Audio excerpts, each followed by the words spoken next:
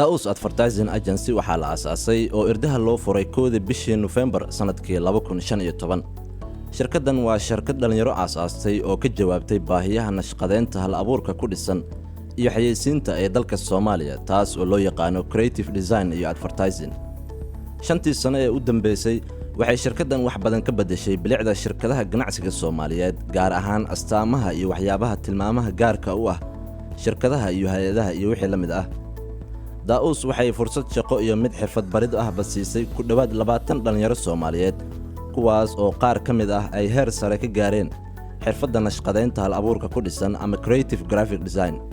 Adeegyada hal abuurka ay shirkadda xayeysiinta iyo nashqadeynta ee Daus waxaa ka mid ah branding and design, web and digital, production, iyo public relations. Si ay si wanaagsan oo heer sare ugu adeegto macaamiisheeda, waxay shirkadda soo kordhisay sanadkii 2017 xirmooyinka Startups Package oo loogu talagalay ganacsiyada yaryar iyo Hanad Package, kuwa had iyo jeer si joogto ah ugu baahan adeegyada nashqadeynta ee shirkaddu bixiso, kaas oo ah heshiis billa ah oo yoolka shirkaddu u yahay inay culayska shaqo iyo baahiyaha macaamiisheeda kaga jawaabto wada xiriir iyo wada shaqayn joogto ah.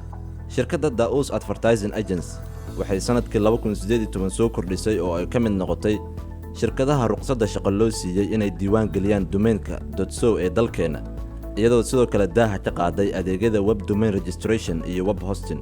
Daus waxay hiigsanaysaa inay noqoto shirkad xiriir caalami ah la yeelata dhammaan shirkadaha bixiya adeegyada iyo softwarada nashqadeynta iyo xayeysiin ee dunida.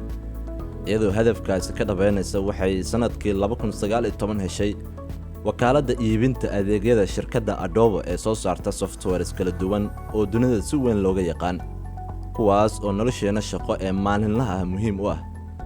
Waxay shirkaddu ku rajo weyn tahay isla markaana dadaal xoogan ugu jirtaa siday u ballaarin lahayd xiriiradeeda caalamiga ah.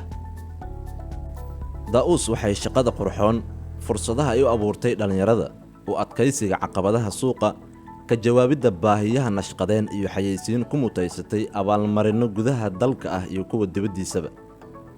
Sanadkii 2017 waxay ku guuleysatay abaalmarinta shirkadda ugu suuqgeynta wanaagsan ee Goobjoog Business.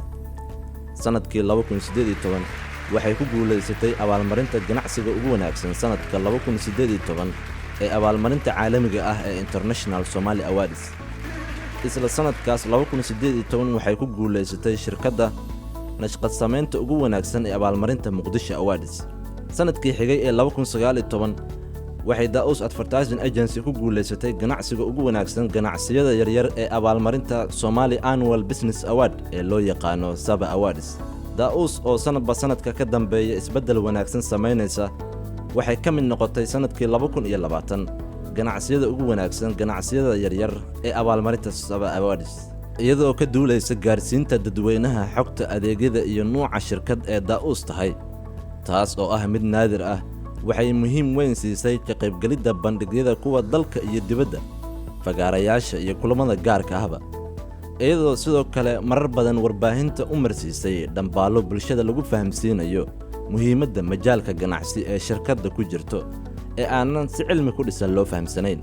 Shirkadda Daus Advertising Agency iyada oo ka duulaysa haqabtirka baahiyaha macaamiisheeda, waxay sanadkii 2020 qalinka ku duugtay oo ay adeegyadeeda ku soo biirisay adeeg daabacaad, iyada oo ka qayb noqotay Bano Group oo ah shirkad caalami ah oo dhisan in ka badan 40 sano. Daus Advertising Agency, saaxiibka ganacsigaaga.